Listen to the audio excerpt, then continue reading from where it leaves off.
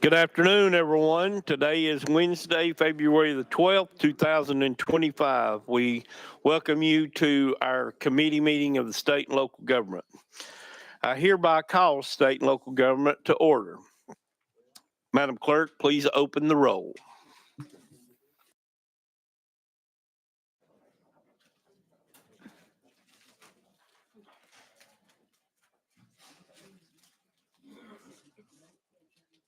Is everyone signed in? Is everyone signed in?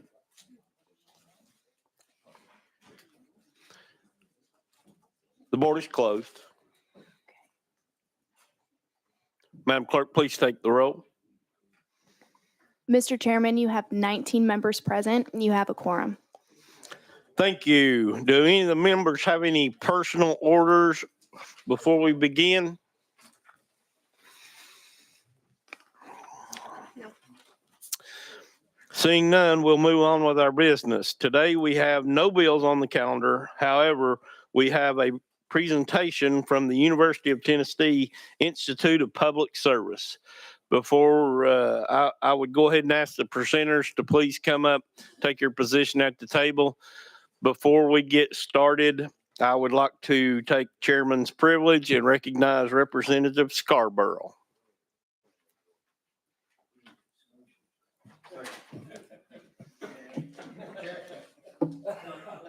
Got to be three, buddy. You're recognized. Thank you, Mr. Chairman. If I could just take a minute, I'll be brief. While I got the honor of serving here as a District 33 representative, in my day job, if you will, I work for your presenter today at the Institute for Public Service at one of the agencies he supervises. I'm the executive director of the Law Enforcement Innovation Center, which is, in short, all things law enforcement training within the state of Tennessee, and we do things obviously across the country as well. But I just want to make a quick point, and I know you all realize that after you found his presentation, but with the exception of this great assembly of legislators, I can't think of an organization that has a greater impact on the day-to-day lives of Tennesseans other than the Institute for Public Service and the agencies that fall underneath it. And I'll be really brief, and again, I'll forego any questions because you got an excellent presenter here going to take care of you on that. But thank you, Mr. Chairman. Thank you. Appreciate you being with us today. All right, it looks like our presenters at the table. Thank you for being here today. Before you get going, please state your name for the record, please. Good afternoon. I'm Herb Bird.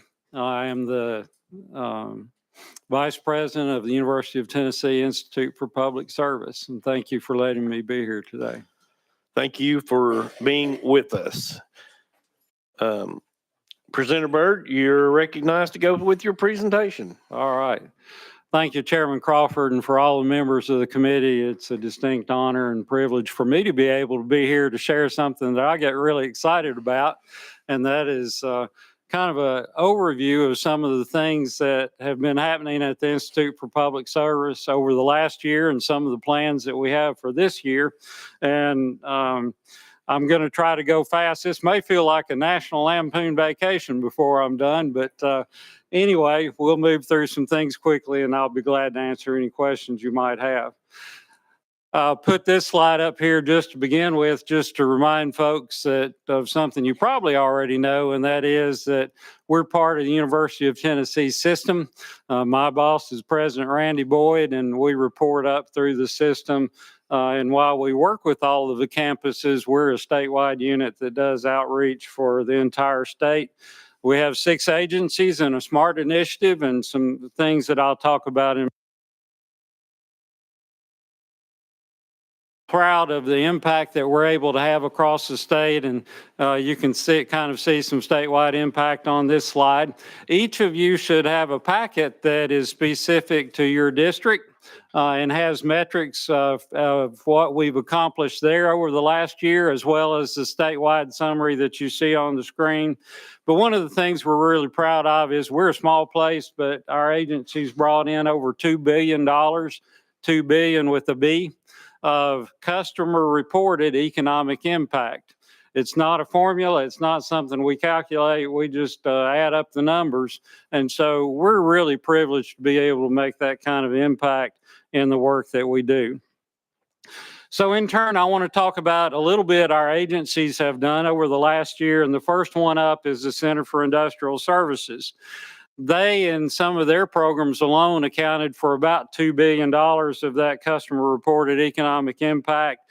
And that means that we help customers secure government contracts, help them reduce costs, help them invest in technology and equipment and other things that help them in their business to be more cost effective and more productive. They also served 355 manufacturers over the last year and provided technical assistance, training services. They did things in quality systems and automation and supervision and OSHA safety training and lean manufacturing systems.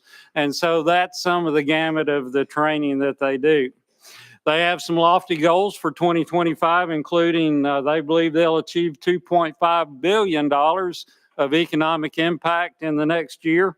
They're also going to provide economic and workforce development training to at least 320 economic developers, and they will be working and serving in all of 95 of Tennessee's counties this next year.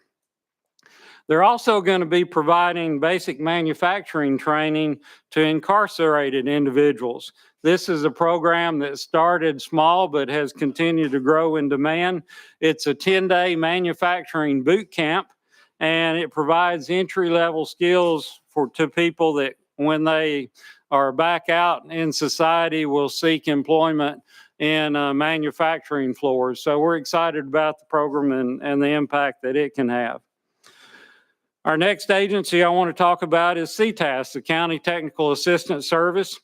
Recently, you know about the Hurricane Helene storms that were in Upper East Tennessee and the flooding that resulted from that. But our CTAS consultants were there immediately and during the flood. They helped prioritize safety of communities. They provided immediate response and emergency response to mayors, to sheriffs, to emergency management personnel there, to highway officials, property assessors, and others on multiple issues as they were happening.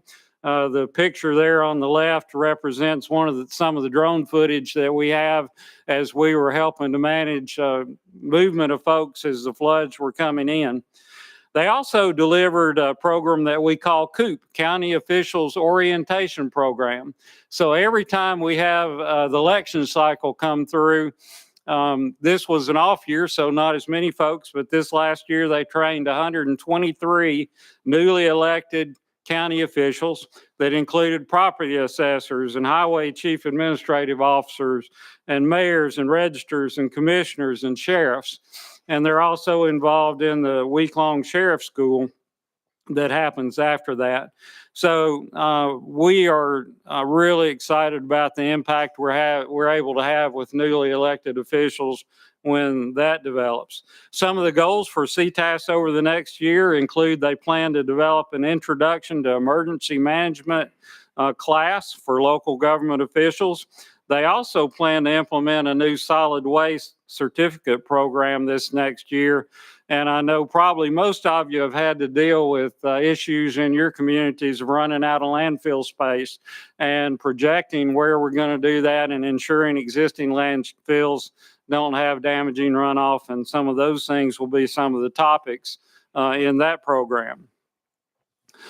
You heard Representative Scarborough introduce LEIC and the Institute. I probably should have just been quiet and let that end us, but we're excited about the work that the Law Enforcement Innovation Center is doing. By the way, we're trying to figure out, in a way, y'all are all our bosses. So we're trying to figure out if Rick's my boss and I'm his boss, how does that work? We're not sure just yet. But anyway, LEIC has done some great things over the last year. And one of them includes a new program that they've done for the Memphis Police Department, where they developed a curriculum and delivered that curriculum for an advanced leadership academy for the police department there.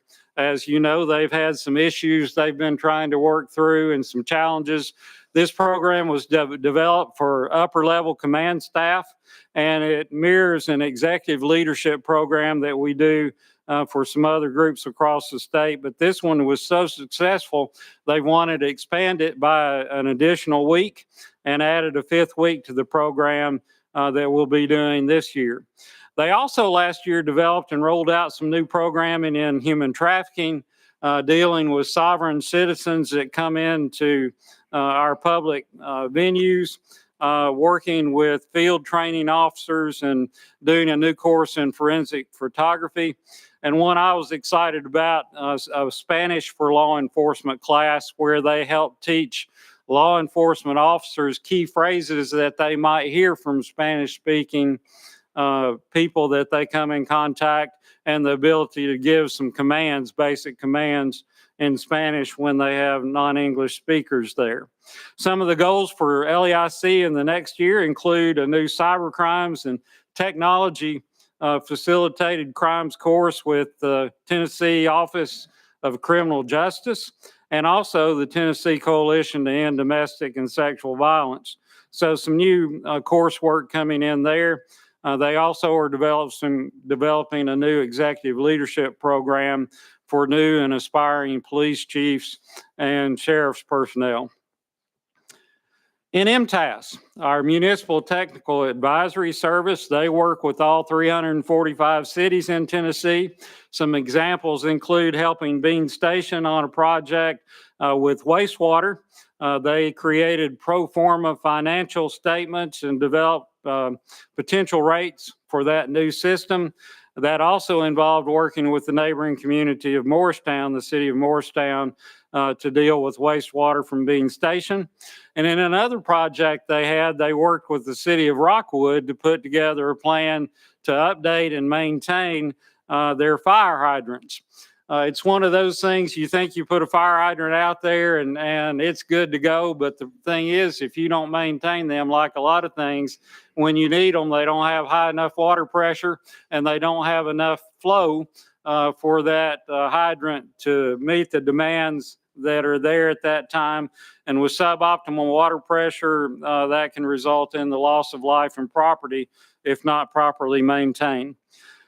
Some of their goals for 2025, including providing municipal leaders with a cost-effective way to implement a customer satisfaction survey, and then they'll help those cities and towns follow up on those surveys to address things that they find that they can improve across the state. Another thing they're working on is one I call the Estonia project. You might recall when Russia invaded Crimea, and so they tried to figure out how they could move every government function that they could online so they could still serve the citizens of that country even in a time of war. And so one thing we're looking at in CTAS and MTAS, but MTAS in particular here, is doing a survey of all of our cities and counties to determine what technology resources they have, what options they offer to citizens online, and the things that we can help them implement to better serve the local folks there in counties and cities.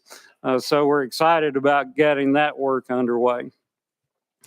Our NAEFI Center for Effective Leadership does all kinds of leadership training, and they've seen the demand for that training increase. I see some of you in here that just experienced a program from them just lately. But last year, our NAEFI Center for Effective Leadership trained over 8,000 local and mostly state government officials in the previous year. They are Tennessee's sole provider of the Certified Public Manager program that trains local, state, and federal government managers in Tennessee. It's a 300+ hour course, and then at the end of that, they do a capstone project.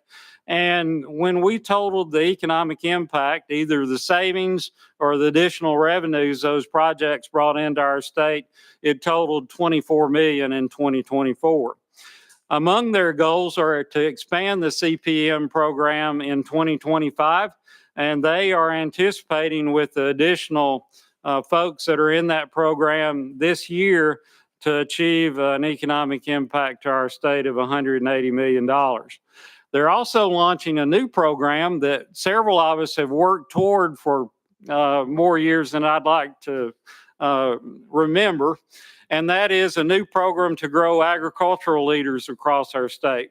So this month, just in a couple of weeks, we launched the Tennessee Agricultural and Forestry Leadership Program in conjunction with the Tennessee Department of Agriculture, Institute of Agriculture, Farm Bureau, Farm Credit Mid-America, and Co-op and several other agricultural partners for that program. And we're excited about the impact we believe it will have on rural Tennessee.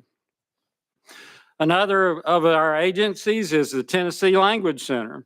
And last year, the Tennessee Language Center's interpretation and translation services for the first time provided live interpretation of the Nashville Mayor's State of Metro address to Spanish and Arabic speakers. They also did an audio translation and a transcription of that speech and made that available to those communities after the address. They also became the first language center in the southeastern U.S. and only one of 4 centers approved across the country to be able to offer something that's called the Japanese Kanji Aptitude Test. It's a trusted and respected certification for students of the Japanese language and educators in academia and people in various industries all over in Japan. Some of their goals for 2025 include working with more city and county leaders to help them develop language access plans in local government. They've already done that with some communities, and we hope to expand that in the coming year. And the last program I want to talk about is our program called SMART. Many of you have heard me talk about this. This is the Substance Misuse and Addiction Resource for Tennessee. SMART's doing some great work in concert with CTAS and MTAS. In particular, over the last year, they've worked with more than 50 counties to help them legally and effectively spend the abatement money that they're getting and that they have to have a plan in place for here in the coming months as they work to address opioid-related issues and addiction issues in their counties and communities. Something else that they did this last year that was kind of neat is they worked with Gibson Gives, which is the philanthropic arm of Gibson Guitars, to put Narcan availability at any public venue where there were large groups gathered for musical events. And so they worked with Gibson Guitars, One Box, local governments, and the Tempo Training and Empowering Munitions to Prevent Overdose program to place these opioid overdose reversal kits in these venues. And they have been effective in reducing some deaths. And one thing we know in the addiction space is before you can treat somebody's addiction, you have to make sure they live long enough to do it. And SMART has worked with multiple partners to do that. In the coming year, one thing we're going to add to the SMART program is an evaluation and research person. A lot of folks have a lot of ideas about what might work in the overdose space and addressing addiction issues. And so there's not always evidence out there that that actually did work. So we're going to be working to work with counties to make sure the programs that they're doing are effective and can help really address and make an impact in that space. The last thing I want to do is end with this slide. This picture actually came from the Baker Center at the University of Tennessee, and it's a quote from Howard Baker that says, "Politics is an honorable undertaking, and public service is among the highest callings open to members of the human society." And I put that up here just, number one, to point out that we have a great partnership with you. We're grateful for that partnership and the benefits that we're able to provide for our state because of the partnership. And I want to say thank you for what you do. Thank you for your support of the Institute for Public Service, for the University of Tennessee and say, you give us a tremendous privilege, but also a tremendous responsibility to serve our state. We do that end to end. There's nobody in our state that we don't touch directly or indirectly. And we thank you for that partnership and look forward to the things we can do together moving forward. So Chairman Crawford, that's the end of my prepared remarks, and anybody that has questions or comments, I'm happy to take those. Thank you, Dr. Byrd. Appreciate you taking time to come up here and give us more information on how UT is a part of our team in the state and local government area. And I hope the committee enjoyed that and seen that there's a lot of things that we're dealing with, and UT is there to kind of help supply us and guide us in the right direction. So thank you very much. Do any of the members have any questions? Representative Mitchell. Yeah, thank you, thank you, Mr. Chairman. Yeah, and I'd just like to personally thank this organization. In a prior life, I worked for this organization. It was the UT Center for Government Training back in the day, and I mean, they do more than you can ever imagine. I don't even know. At one point, they were doing landfill operator certification. So, they take care of many things within government that we don't even think of sometimes. And it's a great organization. Any other questions from the committee? Seeing none, would the committee be interested in maybe doing a field trip sometime? Going up to see the new facility? All right, we'll see if we can't work that out, and you get to, for sure. We'll see if we can't work that out for everybody. Anyway, does anybody have any, Chairman Wright? Thank you, Mr. Chairman. I'm going to kind of bookend the presenter in between two representatives. Representative Scarborough spoke first, and I'm going to say I'm bookending what he had to say. Vice President of Public Service, Byrd, I appreciate the visit that you made to the legislators last Wednesday. And he spoke at 7:30 at the legislative devotions period. And what he had to deliver was special. So I'm bragging on the person. So the program he has to be delivering has to be special. Any other members? Chairman Howe.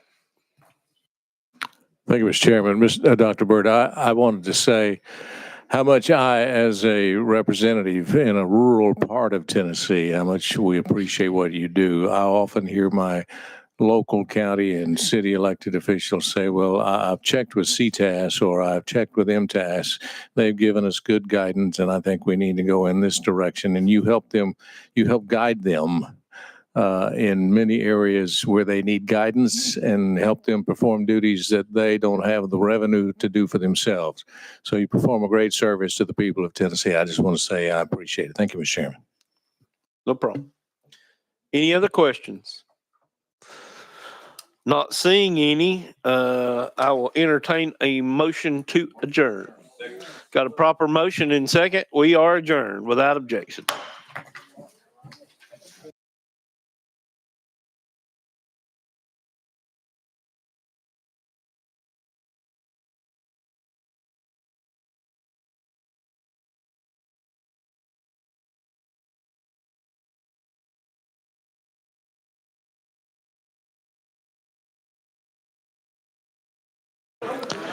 Members, don't forget to sign out of the system. Don't forget.